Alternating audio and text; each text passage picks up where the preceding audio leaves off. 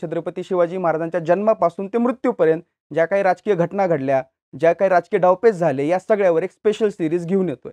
खास लोकांच्या आग्रहास्तव ही सीरीज आम्ही तयार करतोय. परंतु ही सीरीज लोकांसमोर मांडत असताना छत्रपती शिवाजी महाराजांच्या आयुष्यावर जी काही साधनं लिहिण्यात आली, जी काही पुस्तकं प्रकाशित करण्यात आली, किंबहुना मी जी माहिती तुम्हाला सांगतोय ती माहिती खरी का खोटी हे जर तुम्हाला तपासायचं असेल तर नेमकं कुठल्या साधनांचा अभ्यास केला पाहिजे, कुठली पुस्तकं रेफर केली गेली पाहिजेत, नेमकी त्या पुस्तकांची यादी काय आहे, ती साधनं कोणती आहेत, त्यांची विश्वासार्हता किती आहे किंवा ती ट्रस्टवर्दी आहेत का नाही, त्याच्यावर विश्वास आपण ठेवू शकतो का नाही, हे सगळं काही तुम्हाला सांगण्यासाठी आपण हा आजचा खास भाग तयार करतोय. नमस्कार, माझं नाव केतन आणि बोल व्हिडिओच्या आजच्या एपिसोडमध्ये तुम्ही पाहताय छत्रपती शिवाजी महाराजांवर समकालीन किंवा उत्तरकालीन आणि अलीकडच्या काळामध्ये प्रकाशित केलेली संशोधनात्मक ग्रंथ कुठली वाचावीत, कुठली रेफर करावीत आणि शिवाजी महाराजांच्या आयुष्यावर नेमकी कुठली कुठली साधनं किंवा कुठली कुठली कागदपत्र तत्कालीन काळामध्ये निर्माण करण्यात आली. छत्रपती शिवाजी महाराजांच्या काळामध्ये मराठ्यांसोबतच मुघलांनी, डचांनी, पोर्तुगीजांनी, इंग्रजांनी आणि इतर अशा बऱ्याचशा लोकांनी बऱ्याच प्रमाणामध्ये साहित्य निर्मिती करून ठेवली.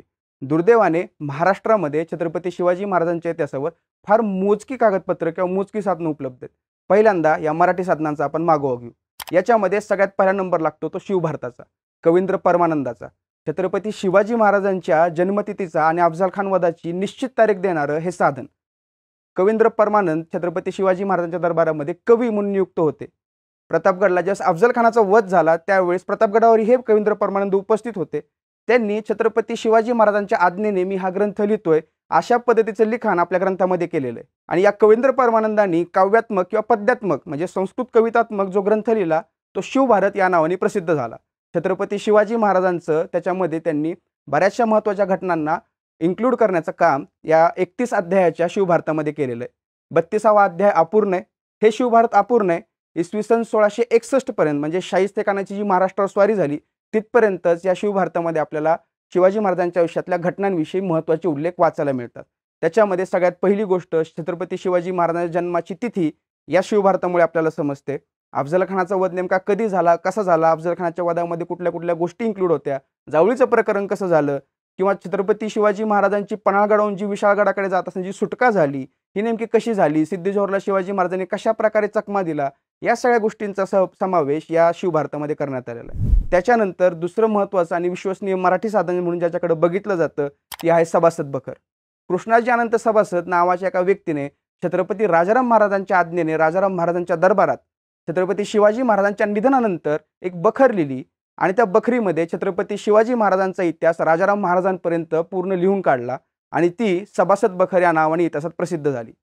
छत्रपती शिवाजी महाराजांच्या निधनानंतर जरी ही सभासद बखर संपादित करण्यात आलेली असली तरी सुद्धा या सभासद बखरीचं महत्त्व प्रचंड आहे. कारण स्वतः राजाराम छत्रपतींनी या सभासद बखरीची पूर्ण काही पडताळणी केलेली होती, किंबहुना त्यांच्याच आज्ञेने या सभासद बखरीची निर्मिती झालेली होती. त्याच्यानंतर जयदे शकावली आणि जयदे करीना छत्रपती शिवाजी महाराजांच्या दरबारामध्ये मोठ्या पदावर कार्यरत असणाऱ्या कान्होजी जयदेंच्या घराण्यामध्ये लिहिण्यात आलेल्या या 2 अतिशय महत्त्वपूर्ण ग्रंथांची यादी जयदे शकावली आणि जयदे करीना या 2 ग्रंथांमध्ये किंवा या 2 समकालीन कागदपत्रांच्या या संचामध्ये आपल्याला छत्रपती शिवाजी महाराजांच्या आग्रा भेटीविषयी किंवा शाहिस्तेखानावरील छाप्याविषयी किंवा शिवाजी महाराजांच्या आयुष्यातल्या पहिल्या लढाईविषयी किंबहुना जयदे शकावलीमध्ये छत्रपती शिवाजी महाराजांच्या जन्मतारखेविषयीची महत्त्वपूर्ण नोंद आपल्याला आढळते. त्यानंतर बांदल तक्रीर आणि बांदल करीना हे बांदल घराण्याची 2 विश्वसनीय साधनही उपलब्ध आहेत. परंतु त्याच्यामध्ये दिलेल्या काही घटनांची क्रमवारी किंवा त्या घटनांचा ताळमेळ हा इतर कागदपत्रांमध्ये दिलेल्या घटनांसोबत जुळत नाही. त्याच्यामुळे बांदल तक्रीर आणि बांदल करीना याच्याविषयी अभ्यासकांमध्ये थोडीशी साशंकता आहे की ते छत्रपती शिवाजी महाराजांच्या समकालीन आहेत का छत्रपती शिवाजी महाराजांच्या निधनानंतर ते रचण्यात आले. आता ही झाली सगळी मराठी साधनं. आता आपण काही फारसी साधनं बघू. छत्रपती शिवाजी महाराजांचा नंबर 1चा शत्रू असलेल्या औरंगजेबाच्या दरबारातही बऱ्याचशा समकालीन कागदपत्रांमध्ये छत्रपती शिवाजी महाराज किंवा मराठ्यांच्या पराक्रमाविषयी अतिशय उत्तम माहिती, भलेही ती थोडीफार तोडक्या मोडक्या भाषेमध्ये असेल किंबहुना ती मोडक्या तोडक्या स्वरूपामध्ये लिहिलेली असेल, मराठ्यांना कुठंतरी खालीपणा दाखवण्यासाठी त्याचं लिखाण झालेलं असेल, तरी सुद्धा औरंगजेबाच्या चरित्राचं लिखाण करत असताना छत्रपती शिवाजी महाराजांचं पर्यायाने मराठ्यांच्या इतिहासाचं लिखाण या औरंगजेबाच्या दरबारातल्या व्यक्तींकडून करण्यात आलं. मोहम्मद काझिम नावाच्या औरंगजेबाच्या दरबारामधील एका सरदाराने आलमगीरनामा या ग्रंथाची निर्मिती केली, ज्याला औरंगजेबाचं अधिकृत चरित्र मानलं जातं. आणि या आलमगीर नाम्यामध्ये छत्रपती शिवाजी महाराज आणि औरंगजेब याच्यामध्ये नेमक्या कुठल्या कुठल्या प्रकारच्या गोष्टी घडल्या, नेमकं राजकारण कसं घडलं, औरंगजेबाच्या राज्यारोहणाच्या सुरुवातीच्या काळामध्ये छत्रपती शिवाजी महाराजांसोबत संघर्ष कसा झाला याच्याविषयी व्यवस्थितपणे माहिती दिलेली आहे. त्याच्यानंतर येतं मासिरे आलमगिरी. साकी मुस्तेद खान नावाच्या एका इतिहासकाराने इनायतुल्ला याच्या आदेशावरून किंवा याच्या सूचनेवरून औरंगजेबावर एक ग्रंथ लिहिला आणि त्या ग्रंथाला नाव दिलं मासिरे आलमगिरी. आणि याच्यामध्येही औरंगजेबाने मराठ्यांच्या विरोधात कशा कशा पद्धतीने लढाया केल्या, मराठ्यांनी औरंगजेबाच्या विरोधामध्ये कशा पद्धतीने विजय प्राप्त केला किंवा मराठ्यांचा कशा पद्धतीने पराभव झाला, हे सगळं काही या मासिरे आलमगिरीमध्ये लिहून ठेवलेलं आहे. त्याच्यानंतर येतो भीमसेन सक्सेना. या भीमसेन सक्सेनाने तारिके दिलकुशा नावाचा ग्रंथ लिहिला. छत्रपती शिवाजी महाराज, छत्रपती संभाजी महाराज किंवा राजाराम महाराज यांच्या कारकिर्दीमध्ये या भीमसेन सक्सेनाने आपल्या ग्रंथामध्ये मराठ्यांचा पराक्रम लिहून ठेवलाय. हा छत्रपती शिवाजी महाराजांना एक दोन वेळेस भेटलाही होता, त्याने शिवाजी महाराजांना प्रत्यक्ष बघितलंही होतं. छत्रपती संभाजी महाराजांच्या काळामध्ये त्याची मराठ्यांच्या छावणीमध्ये काही काळ मुक्कामी पडलेला होता. राजाराम महाराजांच्या काळामध्ये तो औरंगजेबाच्या छावणीत दख्खनीमध्ये वावरत होता. जवळजवळ तो 30 वर्षांपेक्षा जास्त काळ या दख्खनीमध्ये राहिला. त्यानं तारिके दिलकुशा नावाचा ग्रंथ लिहिला आणि तो ग्रंथ मराठ्यांच्या अपरिचित इतिहासाची माहिती करून देण्यासाठी फार उपयोगी पडला. त्यानंतर येतं औरंगजेबाच्या दरबाराचे अकबार. फारसी साहित्य खंड 6वा गह खरे यांनी संपादित केलेला ग्रंथ भारतीय संशोधक मंडळाने प्रकाशित केलेला आहे. आणि या ग्रंथामध्ये औरंगजेबाच्या दरबारामध्ये नेमकं कामकाज कसं चालायचं, कामकाजाची पद्धत कशी होती, भारतामधून येणाऱ्या बातम्यांवर औरंगजेब कशा पद्धतीने प्रतिक्रिया द्यायचा, त्याची नोंद कशा पद्धतीने ठेवली जायची आणि त्या सगळ्या गोष्टींवर आधारित औरंगजेबाच्या दरबाराचे अकबार हे पुस्तक गह खरे यांनी संपादित केलं. ज्याच्यामध्ये छत्रपती शिवाजी महाराजांचा पुरंदरचा तह असेल, छत्रपती शिवाजी महाराजांच्या आग्र्याहून सुटका असेल, त्यांचा राज्याभिषेक असेल, एवढंच नाही तर संभाजी महाराजांच्या काळामध्ये औरंगजेबाने मराठ्यांच्या विरोधामध्ये कशा कशा पद्धतीने लढा उघडला होता, हे सगळं काही या औरंगजेबाच्या दरबाराचे अकबार खंड 6वा मध्ये विस्तृतपणे नमूद केल्याचं आपल्याला पाहायला मिळतं. फारसी साधनांसोबतच काही आपल्याला परकीय साधनांचाही आपल्याला याच्यामध्ये विचार करावा लागतो. त्याच्यामध्ये सगळ्यात पहिल्यांदा येतात इंग्रज. सुरतकर इंग्रज, मुंबईकर इंग्रज, मद्रासकर इंग्रज या सगळ्या इंग्रजांनी एकमेकांसोबत जो पत्रव्यवहार केला आणि ती पत्र सगळी इंग्लंडला पाठवली आणि इंग्लंडहून जी पत्र यांच्या नावाने सुरतेला किंवा मुंबईला येऊन पोहोचली, या सगळ्या पत्रांचं एकत्रित कलेक्शन करून भारतीय इतिहास संशोधक मंडळाने इंग्लिश रेकॉर्ड्स ऑन शिवाजी नावाचा अतिशय जाडजूड ग्रंथ प्रकाशित केलेला आहे. आणि हा ग्रंथ आपल्याला नेटवरही पीडीएफच्या स्वरूपामध्ये उपलब्ध होऊ शकतो. या ग्रंथामध्ये इंग्रज आणि मराठे यांच्यामधलं नेमकं व्यापारी संबंध कसे होते, इंग्रजांचा छत्रपती शिवाजी महाराजांकडे बघण्याचा अप्रोच कसा होता, छत्रपती शिवाजी महाराजांनी या इंग्रजांसोबत कशा पद्धतीने तहाच्या वाटाघाटी केल्या, युद्ध केली किंवा सुरतेवर कशा पद्धतीने आक्रमण केलं होतं, चौल रेवदंडा किंवा सिद्धीवरची स्वारी असेल किंवा समुद्रामध्ये छत्रपती शिवाजी महाराजांनी जी काही आरमाराची वेगळी मोहीम सुरू केली होती, या सगळ्या गोष्टीचा सविस्तर वृत्तांत आपल्याला इंग्लिश फॅक्टरी रेकॉर्ड्समध्ये पाहायला मिळतो. याच्यासोबतच पोर्तुगीजांचीही काही कागदपत्र सश्य देसाई आणि खोबरेकर नावाच्या इतिहास अभ्यासकांनी गोव्याच्या आर्काइव्हमधून बाहेर काढून ती प्रकाशित केली आहेत.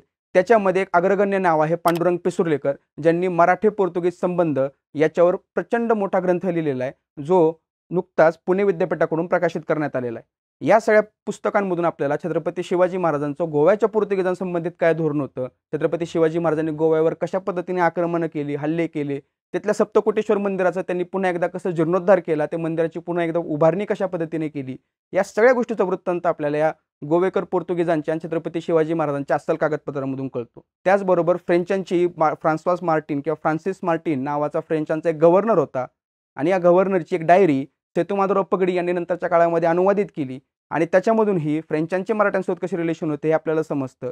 त्याचसोबत फ्रेंच मराठा रिलेशन्स किंवा फ्रेंच रेकॉर्ड्स ऑन मराठा या नावाने महाराष्ट्र शासनानेही 30-40 वर्षांपूर्वी मराठ्यांच्या आणि फ्रेंचांच्या संबंधित एक ग्रंथ प्रकाशित केला होता. त्याचे 5 ते 6 खंड होते. आपल्याला त्याही पीडीएफ स्वरूपामध्ये महाराष्ट्र शासनाच्या वेबसाईटवर सहजपणे मिळू शकतात.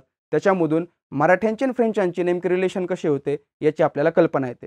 त्याचसोबत डच रेकॉर्डसुद्धा आपल्याला तत्कालीन कालखंडातले मराठ्यांचे आणि डचांचे संबंध कसे होते याच्याविषयी माहिती देणारे रेकॉर्ड्स अलीकडे डॉक्टर बाळकृष्ण यांनी त्यांच्या शिवाजी द ग्रेट या पुस्तकामध्ये अनुवादित करून प्रकाशित केलेली आहेत. अलीकडच्या काळामध्ये निखिल बेल्लाळीकर असतील किंवा असेच काही अनेक डच अभ्यासक, डच भाषेचे अभ्यासक आहेत, ज्यांनी मराठ्यांचे डचांसोबत असणारे संबंध वेगळ्या पद्धतीने संशोधन करून लोकांसमोर आणण्याचं काम केलं. ही झाली काही समकालीन अस्सल साधनांची यादी. या अस्सल साधनांच्या यादीमधून छत्रपती शिवाजी महाराजांच्या कालखंडाचा निश्चितपणे अभ्यास करण्यासाठी आपल्याला खूप मोठा उपयोग होतो. परंतु जर एखाद्याला या साधनांच्या व्यतिरिक्त अशी काही पुस्तकं हवी असतील की ज्याच्यामध्ये या सगळ्या साधनांचा समावेश असेल आणि अस्सल संदर्भाचा आधार घेत ती पुस्तकं प्रकाशित केलेली असतील किंवा त्या पुस्तकांचं लिखाण झालं असेल, तर अशा पुस्तकांची यादी आपल्याकडे उपलब्ध आहे. त्याच्यामध्ये सगळ्यात पहिला नंबर लागतो थोर इतिहास संशोधक वासी बेंद्रे यांचा. वासी बेंद्रे यांनी छत्रपती शिवाजी महाराजांच्या आयुष्यावर 2 खंड लिहिलं. त्याच्यानंतर छत्रपती संभाजी महाराजांच्या आयुष्यावर त्यांचा एक खंड प्रकाशित झालेला आहे. छत्रपती राजाराम महाराजांच्या आयुष्यावर त्यांचा एक खंड प्रकाशित झाला आहे आणि मालोजी राजे आणि शहाजी महाराज यांच्यावरही त्यांचा एक खंड प्रकाशित झाला आहे. गागा भट्टांनी लिहिलेल्या शिवराज्याभिषेक कल्पतरू किंवा शिवराज्याभिषेकाच्या ग्रंथावर सुद्धा त्यांनी एक शिवराज्याभिषेक नावाने ग्रंथ प्रकाशित केलेला आहे. या त्यांच्या 5 खंडामधून तत्कालीन कालखंडामध्ये आपण जे काय आता मागे संदर्भ बघितले त्या सगळ्या संदर्भाचा आधार घेत त्यांनी छत्रपती शिवाजी महाराजांचं पूर्ण आयुष्य, पूर्ण चरित्र संशोधनात्मक पद्धतीने अकॅडमिक रिसर्च पद्धतीने प्रकाशित केलेलं आहे. परंतु वासी बेंद्रे यांची भाषा ही काहीशी अवघड आणि जड जाते. त्यामुळं बरेच लोक वासी बेंद्रे यांचा खंड केवळ आणि केवळ संदर्भासाठी रेफर करतात, ना की संपूर्ण शिवचरित्र जन्मापासून मृत्यूपर्यंत नेमकं कसं होतं हे वाचण्यासाठी. त्याच्या व्यतिरिक्त छत्रपती शिवाजी महाराजांच्या आयुष्यावर अतिशय उत्कृष्ट ग्रंथ लिहिलेले विजयराव देशमुख यांचं शकाकर्ते शिवराय अतिशय सोप्या भाषेमध्ये छत्रपती शिवाजी महाराजांच्या आयुष्यावर त्यांनी लिखाण केलं आणि महाराष्ट्रातल्या घरोघरी छत्रपती शिवाजी महाराजांचा खरा इतिहास पोहोचवण्याचं त्यांनी काम केलं. त्याच्यानंतर छत्रपती शिवाजी महाराजांच्या नेमक्या लढाया कशा होत्या, शिवाजी महाराजांची युद्धनीती कशी होती याच्याविषयी नकाशासहित विस्तृत विवेचन करणारं एक अतिशय सुंदर पुस्तक म्हणजे वेद महामानवाचा. श्रीनिवास सामंत यांनी हे वेद महामानवाचं नावाचं पुस्तक लिहिलं, ज्याच्यामध्ये छत्रपती शिवाजी महाराजांचे लष्करी धोरण, त्यांच्या लढाया, त्या लढायांचे नकाशे, तत्कालीन समकालीन संदर्भ या सगळ्यांचा आधार घेत त्यांनी तो जाडजूड ग्रंथ संपादित केलाय, जो अतिशय सोप्या भाषेत आहे. त्याच्यानंतर छत्रपती शिवाजी महाराजांच्या काळावर अतिशय सुंदर पद्धतीने ज्यांनी लिखाण केलं ते सेतुमाधवराव पगडी, ज्यांनी मुघलांचे किंवा जे काही फारसी भाषेमध्ये डॉक्युमेंट होते ते सगळे अनुवादित करून मराठीमध्ये आणले आणि मराठ्यांच्या इतिहासाला एक वेगळं स्वरूप दिलं, एक वेगळी दिशा दिली, एक वेगळं संशोधन मराठ्यांसमोर मांडलं. या सेतुमाधवराव पगडींचं कल्पना वांद्रेकर यांनी अनुवादित केलेलं छत्रपती शिवाजी नावाचं पुस्तक हे अतिशय उत्तम आहे.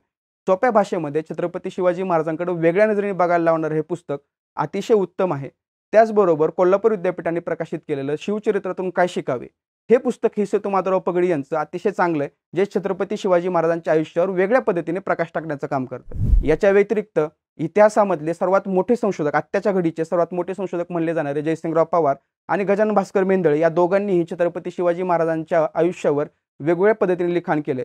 मेंदळे सरांचे श्रीराजा शिवछत्रपती खंड 1 आणि खंड 1 भाग 2 हे 2 खंड अफजल खान वधापर्यंत छत्रपती शिवाजी महाराजांच्या पूर्ण इतिहासाची माहिती देतात.